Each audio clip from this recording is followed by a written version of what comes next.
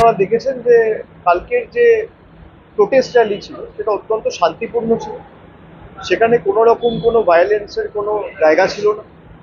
লোকসভা রাজ্যসভা মিলিয়ে প্রায় 300 জনের বেশি পাবলিক রিপ্রেজেন্টেটিভ এবং ম্যাক্সিমামটাই নির্বাচিত সাংসদ, মানুষের প্রতিনিধি, তারা সকলে মিলে নির্বাচন কমিশনের কাছে আমাদের সবার বেসিক 5-7টা প্রশ্ন রয়েছে, তার জবাব চাওয়ার জন্য নির্বাচন কমিশনের কাছে আমরা শান্তিপূর্ণভাবে মিছিল করে এবং দলমত নির্বিশেষে অপোজিশন যে পার্টিগুলো রয়েছে সবাই মিলে ঐক্যবদ্ধ হয়ে কালকে মিছিল করে গেছি।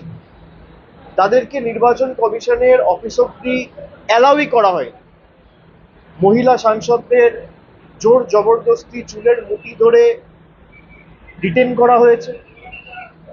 এমনকি পুলিশের বর্বরতা বা পুলিশের অতি সক্রিয়তা দিল্লি পুলিশের আপনারা দেখেছেন।